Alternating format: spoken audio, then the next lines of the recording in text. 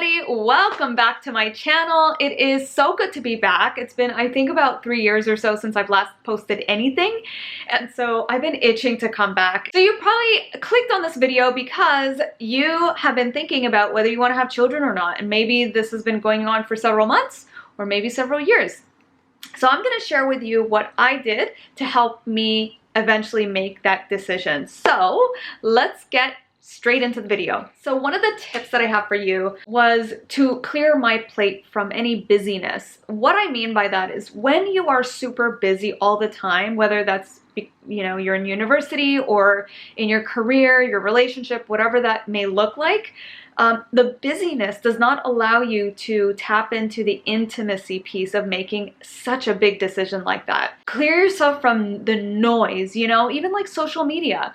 TikTok is like, it could be very addicting to be on TikTok for like 30 minutes during quiet time that you have during the day. Clear yourself from stuff like that in order to allow yourself that space to be like in tune with what it is that you want. It segues into the next tip that I have for you, which is tapping into your intuition.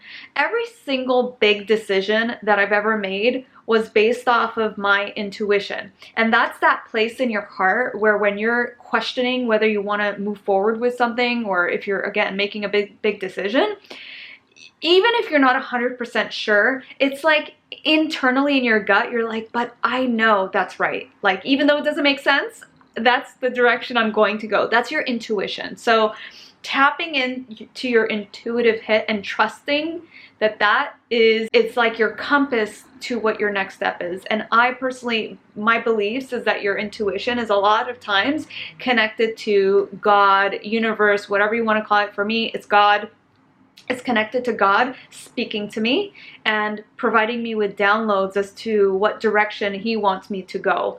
Tip number 3 that I have. If you're anything like me, I was not exposed to children very much, except for when I used to babysit when I was like 15 or 16 years old. And I really enjoyed that at the time, but I never, like, that didn't help me make a decision because I was younger. So if you have not been exposed to children for some time, expose yourself to children. So let's go back several years. My husband and I remember when I first started to get the itch to want to have children, we were at the zoo. So we were at the zoo, and what I did differently is that instead of focusing on the actual activity of the zoo, which is to watch the animals play or, you know, engage into the activities there, I started paying attention to my surroundings. I was more present to everything going on around me. I started noticing the children. I would see the little kiddos looking at like the monkeys swinging, and like the laughter and the joy and the sparkle in their eyes, and I started to connect to that emotionally. I would feel the butterflies and just saw the beauty of those children, how simple they were, and just the purity. Or I would see the children like sitting with their families and having lunch, or, you know, engaging with each other. And so I started to feel that little bit of a desire. But then I thought to myself at the time, I was like, well, okay, that's well and dandy, very different than having children, right? Well, a few days later, or maybe it was like a week later, we went back to the zoo because we had like a yearly pass.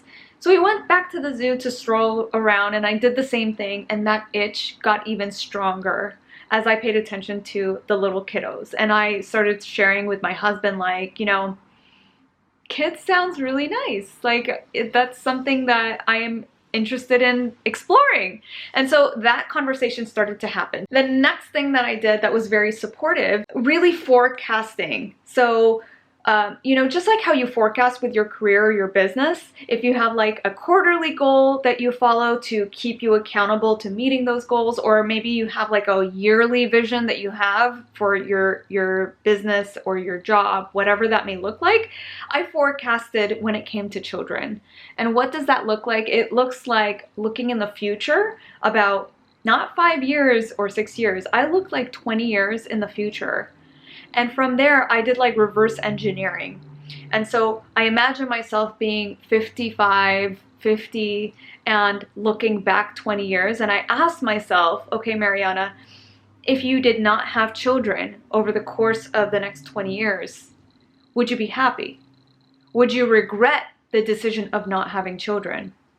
And so within that dialogue, I started to have visuals and imagery of what my life would look like with kids versus without kids.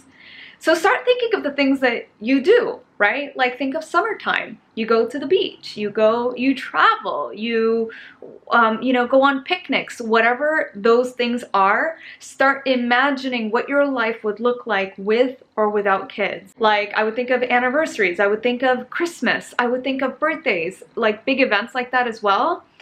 I made the decision without a doubt that I could not live like another day without having kids in that vision. And so now I have a 9-month-old little boy that I love and adore, and I'm super excited to have another baby, hopefully in the very near future. If you do these steps and you realize that, you know what, I still don't have a desire to have children, that's okay too. Like, there is no judgment, and I welcome you to not absorb other people's perception of what you should or shouldn't do as a woman. That's not their life to live. It's none of their business. It's none of anybody's business what you decide to do when it comes to having children. So I hope this video was super supportive.